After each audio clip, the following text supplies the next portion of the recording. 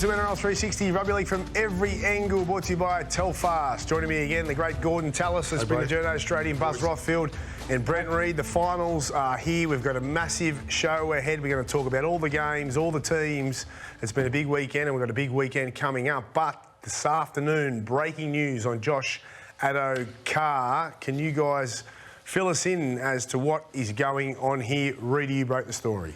Yeah, look, there was a rumour doing the rounds earlier this morning, Braith. There's a big story about to break at the Bulldogs with Josh Addo-Carr. It turned out he was pulled over last Friday by police. It was a random drug test. He underwent an initial test and that was a positive test. They then did a second test on Josh. I think we're still awaiting the results of that second test. And then it got to the situation now where he told the club about it. I'm not sure they're aware of the initial positive test because Phil Gould put out a comment on Twitter this afternoon saying he returned 2 negatives. I understand there's a meeting going on right now between Josh and Phil Gould. We've got to see what comes out of that. But, obviously the last thing they need on the eve of the finals. Yeah, I don't think the club was aware of the positive test. Yeah, which is a concern. They were aware that he was tested and pulled over, but not that there was a positive read. There is enormous confusion over it in that Josh Addo-Carr, when he told the Bulldogs, even if he didn't say he tested positive, they informed the integrity unit on Saturday. So they've been keeping an eye on it for 48 hours. The other interesting thing is Josh Addo-Carr has taken himself off to his own doctor today to get a third test done and see what... I don't know how long, these substances stay in your system or whatever. Yeah. But, that's good that he's gone to get a test himself, but it's 3.5 days after the fact. Reedy, there was a rumour around that the police had to leave the scene and that's why he was able to drive away? Well, some thought they got called away to an emergency and that was able, you're right, why he was able to drive away, but we've got to wait and see what the outcome is. So he was allowed to go and drive home? Well, apparently, yes, he was allowed to drive home, yes. We've got to wait and see what the outcome of that second test is. I think that's the significant thing now. Obviously, the fact that the Bulldogs didn't know exactly what happened in the initial stage, that's an issue. Yeah. But, we'll have to wait and see what Do you know how long that's going to take, the second test? I think it's only a matter of days, Gordy, as I understand it, so we should know soon. The other thing, guys, is his manager, Mario Tartak, who I spoke to just before the show, insists he will play this weekend. He's available for selection and he'll line up against Manly on Sunday afternoon at Accor Stadium. Now, obviously, there's going to be developments the next 48 hours, which will probably determine that, but at the moment he's playing. His awards night, the Dogs awards night tonight, will he be attending? No, he's not. He's decided, or the club has decided, with a lot of media there, they don't want a circus, so he's staying at home missing it. All right, and he met with Gus this afternoon? Yes, he has, and look, Gus, could be slightly embarrassed by it. As Reedy said, he put out a tweet saying everything was sweet. He hadn't failed a test, but now he's having a second meeting with him. Right. And hopefully during the show, we've got our phones on. If there's updates, we'll let you know. We'll update throughout the show, and hopefully he does return a negative test for himself and, of course, for the Bulldog supporters. Now it's time to talk some footy. After 27 rounds, a new competition begins as 8 teams battle out for the 2024 Telstra Premiership.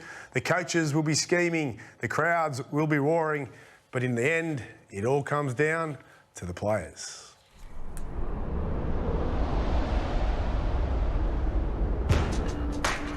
Looks like something the cat dragged in. Cameron Munster. Hair everywhere, socks down. Come on, catch me if you can. The eye of the storm, last of his kind. There's Liam Martin, tougher than anyone out there. Martin, impressive everybody's done this afternoon. As a kid, his mum would drive him the 5 hours from Temora in the Riverina all the way to Penrith, train, then go home. But he's grown up now. Drives himself. Tedesco! Goodbye! James Tedesco. Grew up on a back road, baby. Out west, near the new Sydney airport. This alpha rooster, he learned to fly all by himself. And while you can't see the fire inside this shark, Britain Nickera, trust us, it's in there, burning brightly. So reserved, so quiet, yet underestimate this man. So proud of his Maori heritage, at your own peril. While we're at it, let me tell you, nothing frightens a Crichton. Stephen Crichton. Big fend there on Olive. He gets up and goes again. Still only 23, yet he's already won 3 premierships at the Panthers. And now he captains the Bulldogs where, if you look hard enough, you can see his heart and soul. This Seagull, Daly Cherry Evans, He's the greatest. hails from 2 famous footballing families in Queensland, the Cherries and the Evans. True story, the Cherries and the Evans. Reuben Cotter, off the back fence. Some people are born to be something. Cotter comes from way up north in Mackay, and he was born to be a cowboy. The Newcastle Knight, Bradman Best. Has there ever been a better sporting name? What an athlete. It's true what they say, and you'll never find another like him. Week 1 of the finals are here, and they are all on Fox League, and this is how they line up. The Panthers taking on the Roosters Friday, 6:30 p.m, followed by the Storm and Sharks, 3:30 p.m. on Saturday. The Cowboys take on the Knights Saturday night, 7:50 p.m, and the elimination final, the last one there. The Bulldogs taking on the Seagulls on Sunday, 3:30 p.m. Gordy, we have come from Vegas, and now It's here. It's finals time. It's fine, and then there's some great matchups. There's 3 games there that are probably on a knife's edge. You probably think Melbourne and Melbourne will probably be a bit too classy for the Sharks, but the other games, I reckon it's nearly a toss of a coin. Cronulla won down there early this year. Yeah, Woody, they beat so they Melbourne made down like in their Melbourne. chances. Yeah, and they They've were beaten them 3 times or something in the last 3 or 4 Pretty good years, record. Cronulla. And they're dining out on people like you suggesting can. they're outclassed. And They're not, I'm just and thinking, I Craig just think- Fitzgibbon spoke about it yesterday. And Yeah. I think Cronulla enjoy that. They're building a sort of siege mentality that no one rates them. And You just had a shot of Gordy there. no, I didn't. but you've got to get your narrative around finals time, right? So like, it's whether you're confident and whether you think you're the best side. That's what Melbourne Storm would be banking. And then you got the Roosters with, this is the last time they're going to play together. And the Sharks, that people don't give them an opportunity. People don't think that they're good enough against the good side. I reckon that Roosters. So that'll be Penrith- their narrative. I reckon that Roosters Penrith game's a toss-up for me, Gordy. I Yeah, really that's do. I know Nathan's coming back, but I thought they were clunky the other night. Penrith. All right, Panthers skipper Isaiah Yeo is hopeful their superstar half will make his long-awaited return on Friday night. Yeah, I'm obviously hopeful, as I'm sure every fan is, and as everyone at the club is. I guess they had this game circled when it first happened. They'll hopefully get back to that. Obviously, got to jump through a lot of hoops there. I feel like the start of his rehab's gone really well, but there's obviously a fair bit more to go. Obviously, been without him this season, which is not a great thing for him, and we're obviously a better side when he's in it. But super confident we could win without him, but certainly be nice to have him. It's the million-dollar question, Isaiah Yeo. Not giving us too much there, but it is the big one. Will Nathan Cleary, the best player in the competition, looking to go 4 in a row, be fit for first week of the finals? I'm not sure how fit he'll be, but I'm sure he's going to be chosen. And he's a pro. No one works on themselves in and out of rehab, whether he's fit or not. And I don't think he would take the field if there was any chance of him letting that club down on the weekend. And Reedy, I'm told he'll be picked. Yeah, I think he'll be there for sure. I think they've made it pretty clear that he'll play this week. This was the goal, they're getting back for this game. And if they win, he gets another week off. So he'll be fine. I think he'll be right. They need him. Oh, definitely. Yeah, watching their form the last month, they have been un-Penrith-like. I was surprised how scratchy they were in the weekend, Braith. I'm really surprised. And I know whether they had one eye on the finals and they're already looking ahead. One thing about the Panthers, over the last 4 years, they've never been perfect every week. And so what you want, that super coach up there, Ivan Cleary, is so good at getting them to click when you need to click. Oh, he is. And he's done it year after year. And look, I'm sure too. Like, you've not only got Ivan, but you've got Nathan, who they're a different team with him in it. And we say it throughout a season. It doesn't matter what happens during the year. It's only defensively that he's going to get questioned, right? So his kicking game, his passing game, his running game, that'll all still be spot on, you would imagine. It's just defensively, how does he go with the collisions? Well, and who was he marking? Angus Crichton? Crichton will be coming at him all day. Teddy said that today. And who's the bloke in the Roosters jersey that's playing against his old team? Spencer Leniu. Yep. So there's a couple of big boppers. But to their advantage, they've been there, they've done it, they've aimed up, and that's what it comes down to. How do you perform under pressure? Can you deliver on the big stage? And they certainly can. The Roosters' record against the Panthers and the Storm, we know it's not great, but let's have a look at what it looks like. It's not too good. Heavyweight hurdle here for Robbo and his Roosters.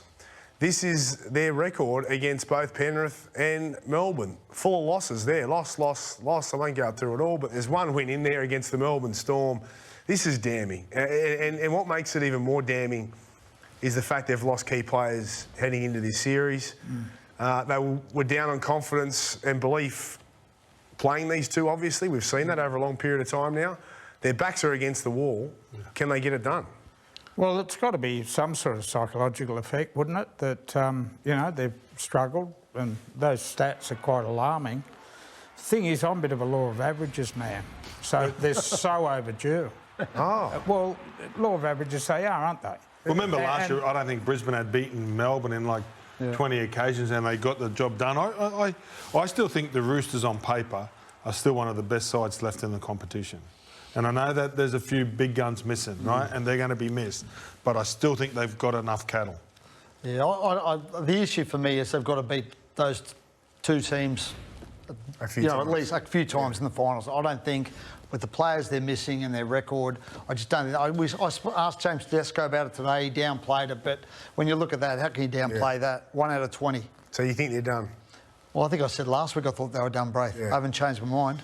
You know, I thought every time what would you, I suppose? But every time it's like you, Buzz. Every time I think they're coming up against either Melbourne or Penrith, I believe they're gonna win and get the monkey off their back, and they just don't. And you know, as much as I want them to, I haven't even seen evidence of them going close at times. Especially, I think this year when they were firing.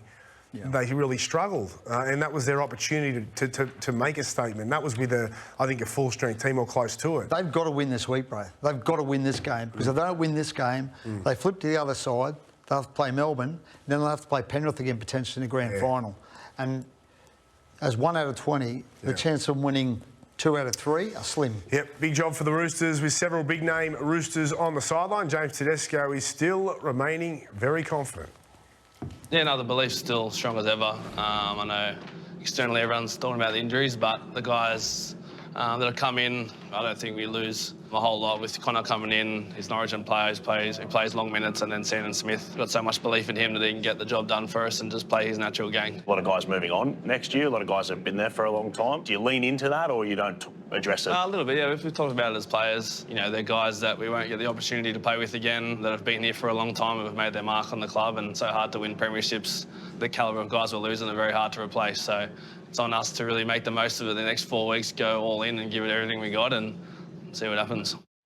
There's no doubt they'll go all in, and there's no doubt they'll give it everything that they've got. But as James Tedesco mentioned, they are losing some key players. So this really is, or is it, a last chance saloon for the Roosters to get a premiership before they lose the quality of players that they are? Yeah, you're right. Hargreaves is going, Manu's going, Swali, he's going, but I'm not as concerned. Look, Sam Walker's a big loss, but this club has massive... They've got as much depth as Penrith, OK? And Sandon Smith and Carey didn't go too bad on the weekend, right? They've got all their big middles, Collins back, etc. Hargreaves is still a week off. They'll miss Radley. I still reckon they're a hope. I don't disagree. What worries me is... big games, big moments, like I said before, it's creating opportunities. And Sam Walker is that type of player that can really turn a game on its head. He's hard to predict. He's come up with some big moments throughout the season, and he has provided them with the most try assists and created the most opportunities out of any player in that team by quite a way. So, yeah, on the weekend, they played well against a really under-strength South Sydney team, which was a good performance. But it's a different level. We're going into a totally different level of rugby league, and you can't underestimate that. And I think with their key players, they need all their... I think they needed Smith, Radley, and Sammy on the field for them to be a chance. I hope they prove me wrong, but I think they're in some trouble. Yeah, I reckon it's their running threat. I think the way the Dolphins played against Brisbane, and I think Keary can get the job done. Like, I really do. I think that you need one master. They've moved a State of Origin player in a number 9. Yeah, they're not as classy and they probably don't have the depth, but I think it comes down to going through the opposition instead of going around them. And the issues defensively as well, though, Gordy. I mean, they conceded so many points against South on the weekend. Well, that's an attitude. Yeah, and they've conceded points a lot this year. So I think that's defence wins finals, right? That's what they always say. They've got a lot of improvement in them. If you're watching Joey Manu closely, and he started the year as the world's best centre, he's slipped, right? He's behind Farnworth, Crichton, the Hammer, etc.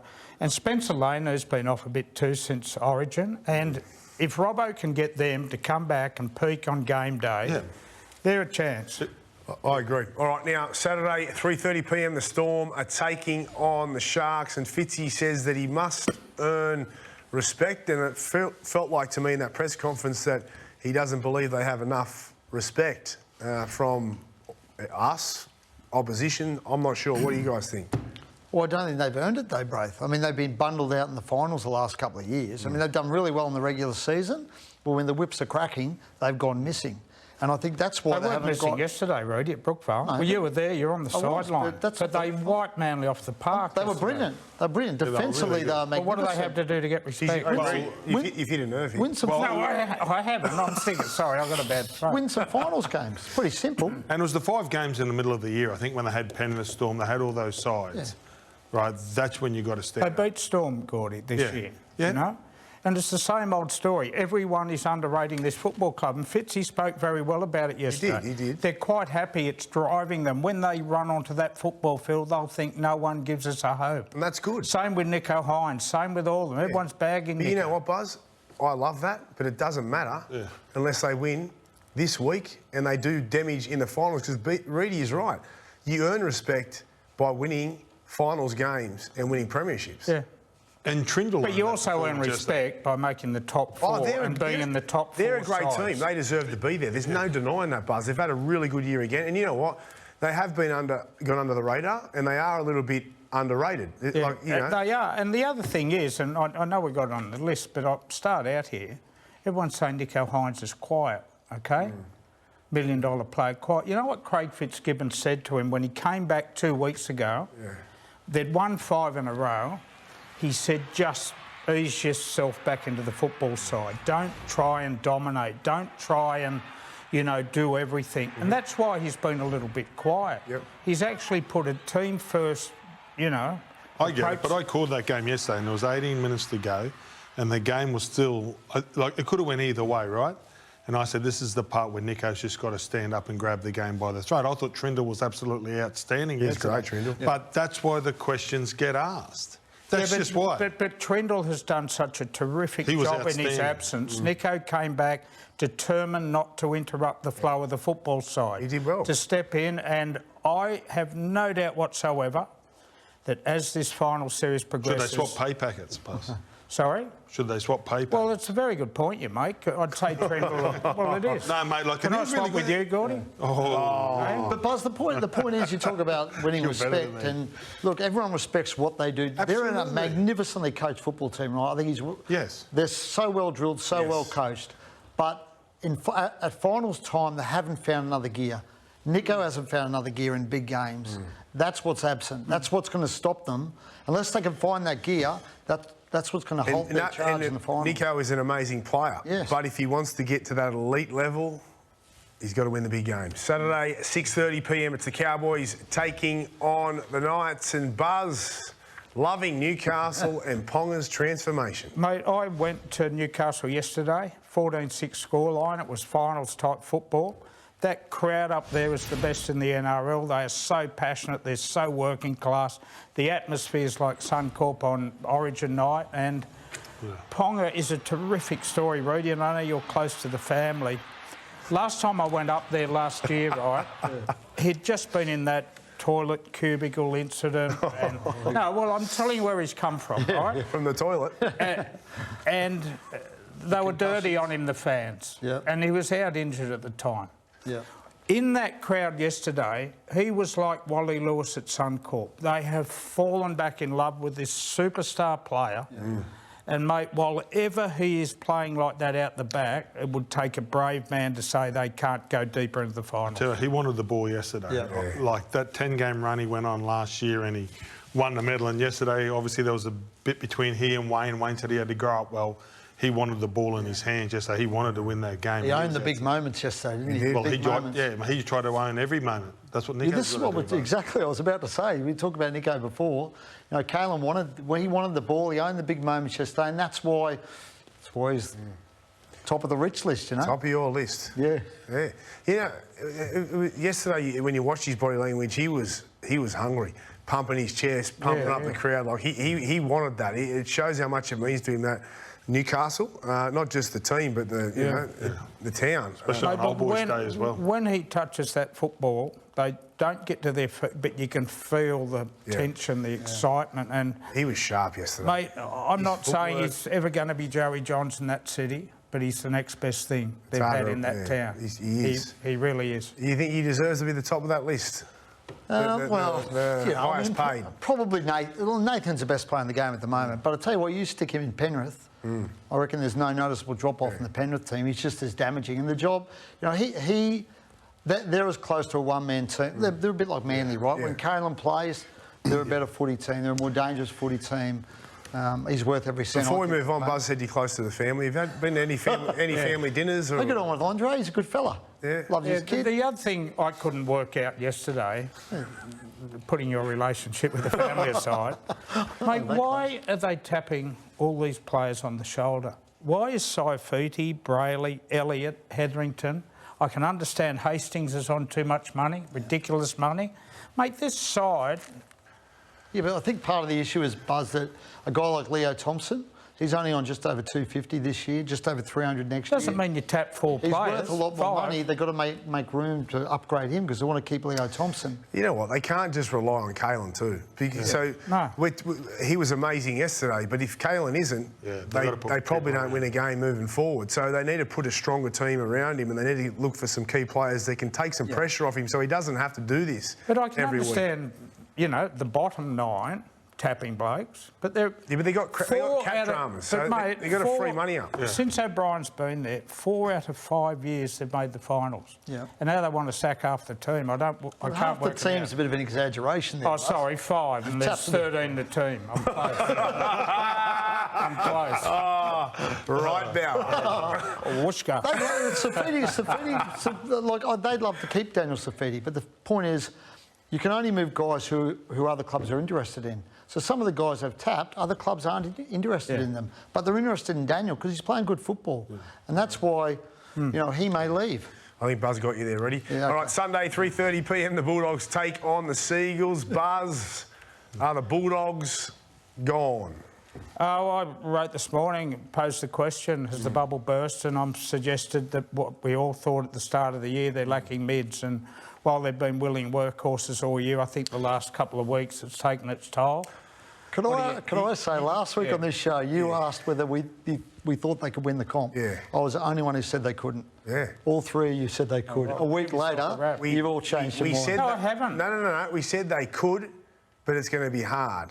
And now it's looking very unlikely.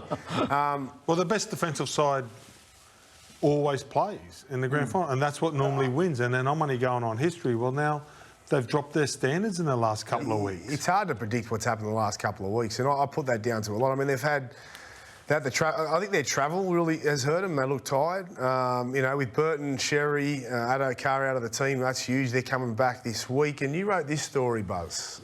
Can you talk us through this? I was a bit perplexed by this. I'll give you the heads up before you start. Yeah. This is an interesting one. I'd like to... Why is it interesting? Were you saying that they shouldn't have let Tevita Pengai go? Well, no, what I'm saying is, did I say that? I didn't bag their recruitment whatsoever. I'm just asking. If you read the headline, it says missing dog. Yeah. What I'm suggesting is, right now, and I think I've been proven the last couple of weeks, they could do with an enforcer. And they had one there last year. And you think he's an enforcer? Yeah, I do. And I know he didn't play great, but I think he's been strong for the Dolphins. When he got back there, the Dolphins were coming fourth. All right. Yeah, they finished 10th. That's a very good point. I don't have it right now. Did you see him yesterday after 5 minutes? Yeah, no, look. If he had stayed in the Canterbury culture and, you know, had gone along with what Cameron Ciraldo was trying to do, maybe I used a bad example. I think maybe. Buzz, I agree with you, right? Yeah. They're short in the forwards, right? And they need power and they need some forwards who are going to do some damage and take some pressure off their back five, because it's noticeable when they don't have their back five in, which they didn't on the weekend, Sherry and Addo-Carr and the like, they take a lot of pressure off their forwards. They start their set, so they get the momentum. And you're right, they do need middle forwards. I think that we know that. And Possibly you're right about what that. I should have said, I think mate. the example you used wasn't the best one. Well, possibly what I could have said is Pangai Jr. at his best, which we have seen. When? Some time ago. Yeah. Some time ago. But, mate, if anyone could get him right, he's up among the top front rowers in the game. It's been a long, long time. But apologies, Braith, next time. But you know what? Next Sunday, I'm going to send you a column. Is that all right? Buzz, you know what we always say? Right. You're entitled to your opinion. Exactly. And you run this show, but you don't run the Telegraph. All right, Buzzy, stick around, Journos. The NFL has begun. Tomorrow morning at 10:15 a.m, four-time MVP Aaron Rodgers returns for the Jets as they take on the 49ers live on ESPN.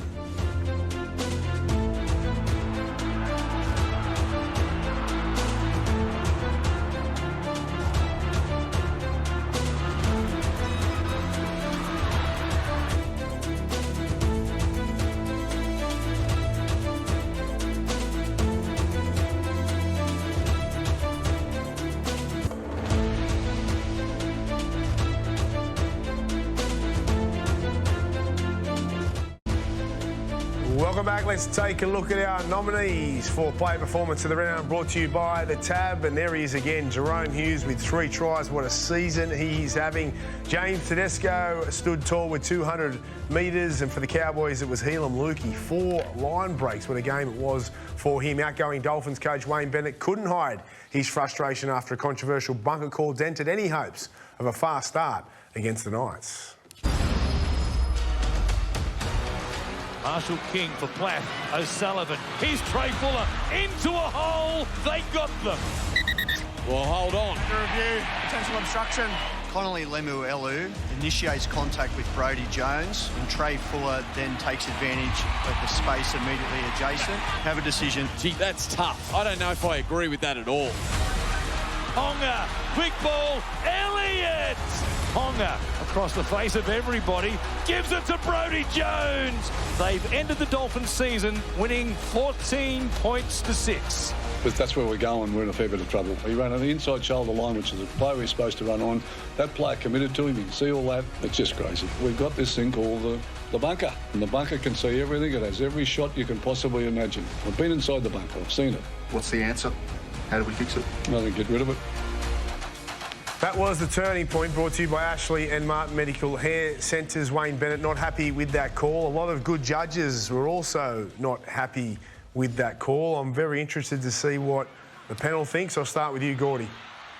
He was denied the opportunity. He got a body check and he gets to the guy. He comes across, he runs a line, he bumps him over and he can't get to him. I think, and that's been a no try all year. That's what I believe too. Like, right? I think what's kind of deceptive here is that Cogger makes a terrible decision, and a lot of people are saying, well, Cogger's made this poor decision, so it's on him. But Brodie Jones gets hit on the outside shoulder, which we know you can't do. Yep. He gets checked enough that he can't release quick enough to even make a play at Trey Fuller, which in this day and age is a no try. Yep. It's just the Cogger situation, because Cogger made a poor call, because Cogger still probably makes that poor decision if Brodie doesn't get checked. So that's kind of where I think a lot of the experts and people who watch the game a lot think common sense says that he still scores the try.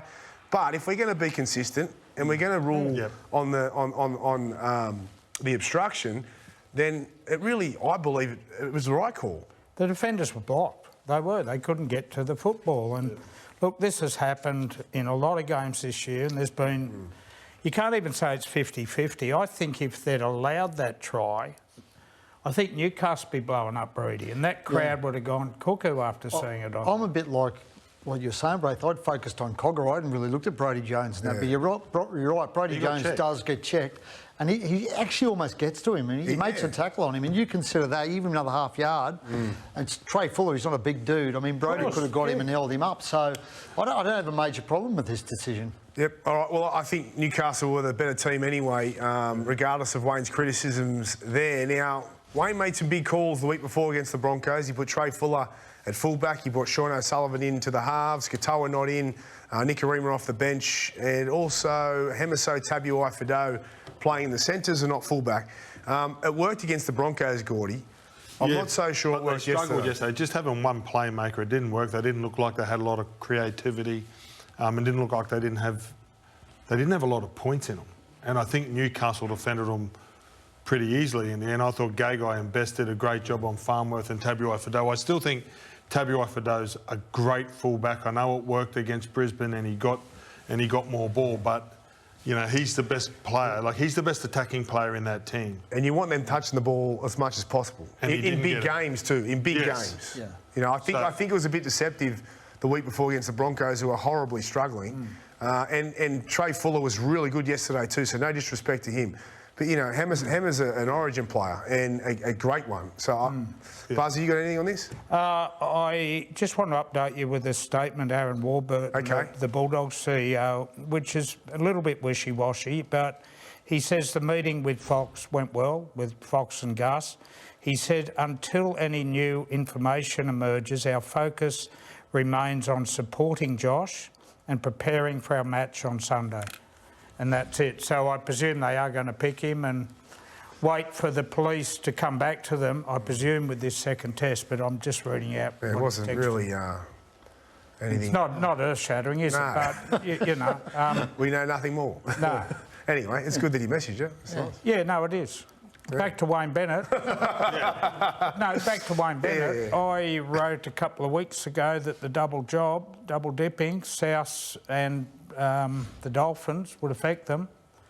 Since he signed at South, they won 4 games from 14. Why are you looking at me, Buzz? Well, you're on his, because you jumped on his bandwagon when I wrote the column. What are you giggling for? You did, Rudy, actually. You disagreed with Buzz and thought it wouldn't impact his coaching up there. I think what was a more impact was the injuries they had over the course of the season, losing Flegler, losing Gilbert, the injuries they had at the back end of the year, the fatigue of a long year for them. I think the year took its toll on them, and I think that was more of an issue. And but you know as well as I do how much time he has put into the South Sydney rebuild next year. And I don't care what anyone says. He's been ringing plays, he's been ringing Blake Sol, he's been ringing Mark Ellison, he's been ringing the assistant coach while coaching another club. I understand. Really, and when there's a Bronco line coming on, but don't worry about the injuries. Everybody gets injuries. Everybody gets tired. Parramatta had horrific injuries. You can't. So hold on, Gordy. Hold on, mate, but that's not an excuse. Everybody has the same salary cap. That's a completely different situation. Broncos played in the grand final last year. Yep. They finished, what did they ended up finishing? 13th, 14th? Melbourne Storm won a competition these guys finished 9th and almost made the finals. Brisbane were out of the finals 3 weeks ago. So you can't compare the Dolphins. They're a team in the second year of existence. They both missed the finals. Yeah, but they're in their second year of existence, Gordy. The Broncos have been around forever. You mentioned the Flegler injury, and I had a look at that. He got injured round 4 or 5. They were coming top 4 round 10, 11, 12. I understand that. So how does that impact? Because I'm saying it affected their depth over the course of the season. But they had the depth to even change positions in the last round. They left Katoa, who is a generational half. But I would also say him and Flegler are almost the barometer of that team in terms of aggression. If Wayne Bennett's coaching there next year, right? Yep. I think Katoa gets big game experience. I reckon he plays in Newcastle because the experience that he gets in front of a packed out Marathon Stadium helps him in the future. And if he's a generational player and everybody that plays in the halves loves the way he plays with time.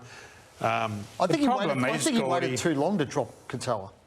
I think Wayne waited too long to drop him. I think he kept him in the team too long. Well, maybe he should have dropped him earlier, then brought him back for the final. That would have been a great idea. Because he's got X factor, he's got speed, and he's a player that could have really worried Newcastle yesterday. I'll ask one question before we move on then. Has it been a success, Wayne, at the Dolphins? Oh, absolutely. Yes. No question. It has been a phenomenal coaching effort to get them banging on the door, you know, and give Peter O'Sullivan a rap too, who built the side with him. It's up there with Wayne's best years, I think. Well, I think they've got 35,000 members. Right, I think I don't know how many the Broncos have. They will probably have 40 or 50, but there's 35,000 members. So that's successful off the field, and they were super competitive on. I agree with you. Done a great success. Are you with me, Gordy? Thanks, buddy. We all agree with this one. He has done a great job, Wayne, and Peter O'Sullivan as well did an awesome job, the recruitment officer up there at the Dolphins. Now, Tigers talk positive after their third spoon. Is this for real or...? And this isn't a Tiger bashing, please, but it is 3 spoons in a row. It is. But they seem to be quite positive. Is that right? Yeah, I think they're positive about the future, Braith. They've got some good players coming next year. They'll be better. They've got young they've blotted a heap of young kids this year. I think they had 12 debutants this year. You know, you consider a guy like Buller would be better next year as well. They missed him for a bit of the year, the back end of the year. And I think there's some blue sky there. I know people say it's dark clouds. You know what I'll say, Reedy? Tell me what you say. I thought the same before the Spoon Bowl. I thought, you know what? They've blooded young kids. They've had, they're going to be so much better for it. They've got Luai coming, Taruva, and I'm thinking, you know what? And I genuinely thought they were going to win the game. I tipped them to all my mates, everything, right? And this game, and we heard the players before the game. This game meant everything to them. This game was talked up. Benji had spoken about it at training. This meant the world to them to not get their third spoon. And they went out and played like that. That, to me, is a major concern, regardless of the players they've blooded and the ones that are coming next year. It's like, if you're not going to stand up today, like, what's it going to take? Reedy, far be it for me to question your journalistic skill. I was surprised you didn't ask Richo about 9 straight losses and a business class trip to the UK in the middle of the season. What did he achieve out of that trip? Oh, I don't know. I can't tell you. You should have asked him. I know he talked to some players over there, and that may pay off in the long run. Buzz, this is a long. You know, it's not a quick fix, right? It's going to take some time. What did he get from that trip? Because we were asking at the time, and you said he's doing a lot of work over there. He was. He did a lot. What did he do? Well, he talked to contacts, talked to players. He talked to players. He didn't achieve anything out of it. Was his phone not working? Let's be fair. Well, how do you know? How do you know that won't result in some signings down the Because track? I know they've signed Jack Bird. I know they've signed Jerome Luai, and who else have they missed out on? Royce Hunt. But they've signed no one from the UK. They've actually offloaded a player. No, but they're talking to some players for down the track, Buzz. I mean, it's not that trip wasn't just about next year. It's about building relationships for the longer term. I reckon we should all go over.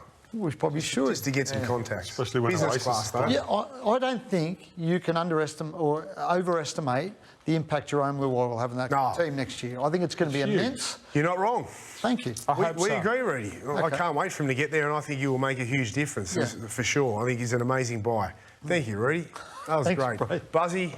See you, mate. Nice effort, it's mate. It's been great. I missed you this week. Thanks for picking me up on Tabita. That's all right. Sometimes you just got to, do the right thing, buddy.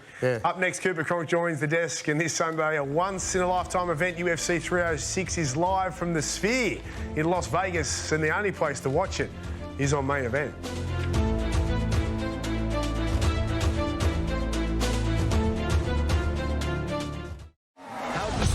Do you think Red Bull is? They really seem to have lost their mojo out there. McLaren need to put the hammer down now. All under pressure because anyone can knock out anyone.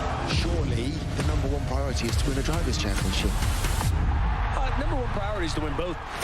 Team orders? What team orders? Squabbling, and Piastri takes the lead with a bold and brilliant move. And Formula 1 is underway on the streets of Baku.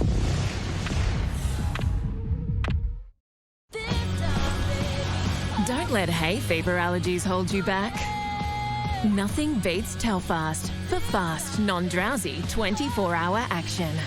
Telfast, we know hay fever allergies.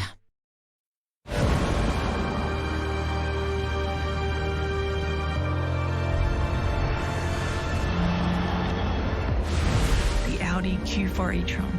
That's progress you can feel. One move can give your savings momentum. know where you want to go. What if Macquarie could get you there faster? Open a savings account today so you too can say, I bank with Macquarie, where your money gains momentum. Australia. The new Isuzu D-Max is reinvigorated and ready for life. No matter where you take it, from life in the city to finding new, faraway places. Knuckling down, or just soaking up the best of our beautiful country. Life is reinvigorated with the new Isuzu D-Max. Think of everything you could do with NIB. You could use NIB rewards to get a discount on some new sneakers. You could get into running. With the time you save with telehealth and prescription delivery, you could really get into running. You could find the perfect physio and really get into running.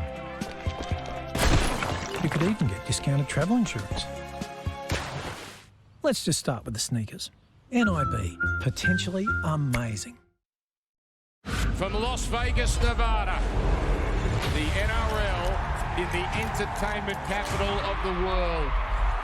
That is superb! Oh, shot! That is an extraordinary moment. On the headline, the deadline. Big time. I'm ahead time, the red kind. Big time. I'm a living legend, the lethal weapon. Here we go. Big time. There's a magic show in Vegas.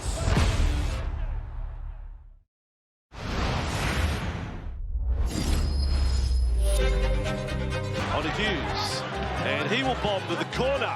Warbrick still comes down with it. Welcome back. They were our smart plays of the week, powered by Matronics, and welcome to the great Cooper Cronk. Coops. Boys, how are we? Good, mate. Very good. Now, Jerome Hughes was incredible again on the weekend. It feels like he has been nearly every week. Why is he such a threat this year and again on the weekend? Well, he comes from a fullback background, right? And he's got this ability as a halfback to sense space. And he seems to have a run-first mentality, which is the right mindset to have as a half, because if you're a threat to run the ball, you open up your ball-playing lanes. And he's just improved every other aspect of the game. He came in as a tenacious guy who used to run all the time. Then he's built a combination with Eli Carto. He's got that ball over the top to Warbrick.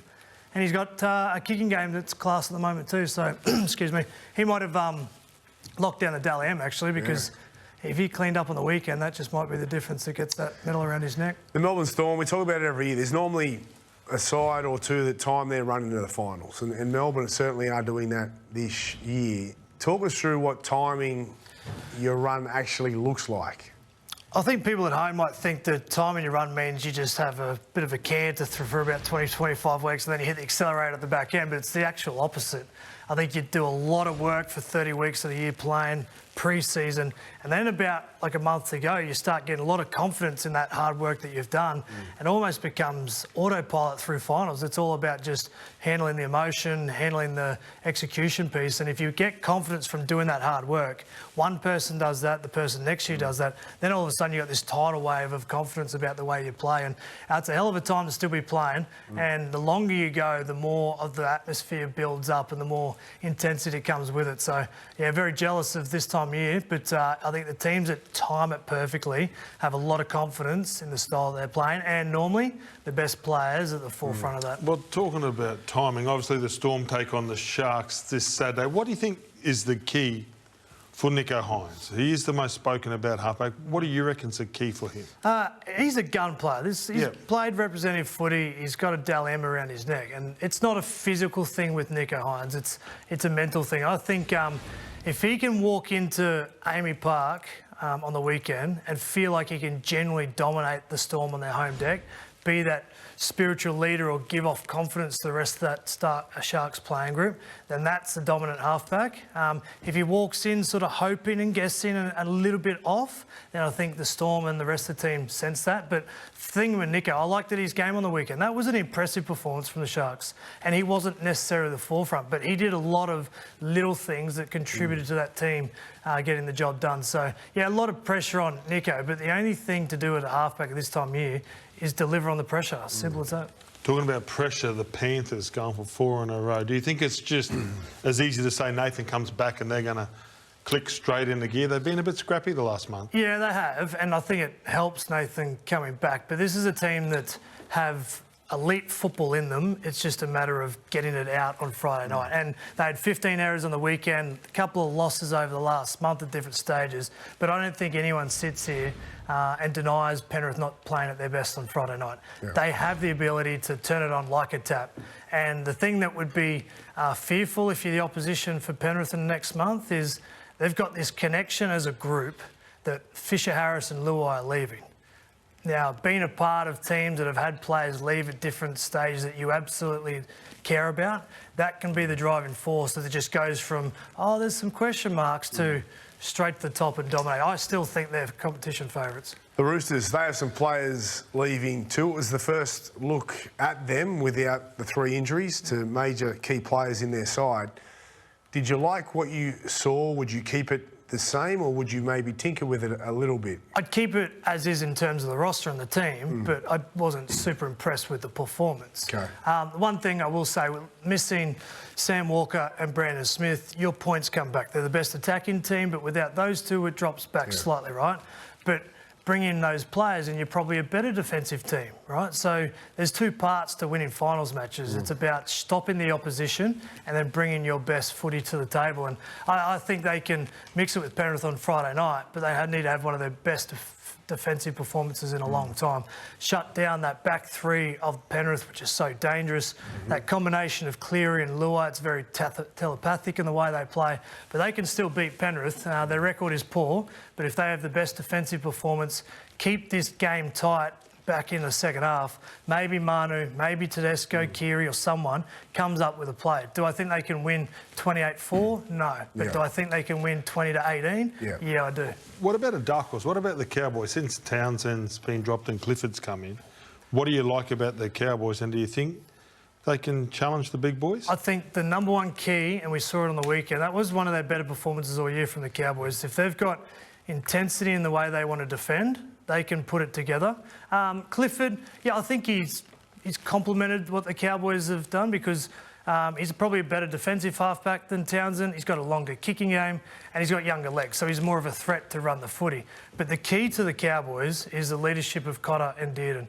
Cotter's defensive performance on the weekend was outstanding, and Dearden has been their best player all year. So I think those 2 guys, if they've got the aggressive mindset, that's the key to the Cowboys. Quickly on them.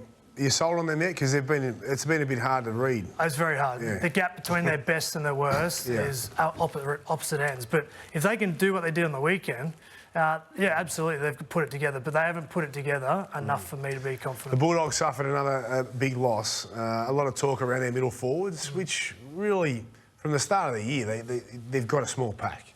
Yep. Are they in trouble? There's question marks. I think the worst thing that happened on the weekend was the Cowboys showed everyone else how to beat the Dogs.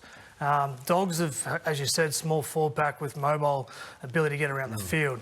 But you play with power, with short passes to other power forwards, create ruck speed and momentum. All of a sudden, their edge defence and Stephen Crichton is under threat. So I think if the Dogs are lacking in energy because it's been a long year and they've put a lot of front-end energy into defence, they need a big sugar hit on the weekend to take down Manly. But Manly beat them a couple of weeks ago. I think the home crowd at a core is a big thing. It's a huge day for rugby league on Sunday. Maybe they can get the emotion to get them back into that footy. A few big players coming back in their side as well. Thank you, Coops. Outstanding as always. Looking very sharp. Plenty more to come, and following us, it's face-to-face with Panthers superstar Jarome Luai as he chases his 4th premiership in his final year at the club.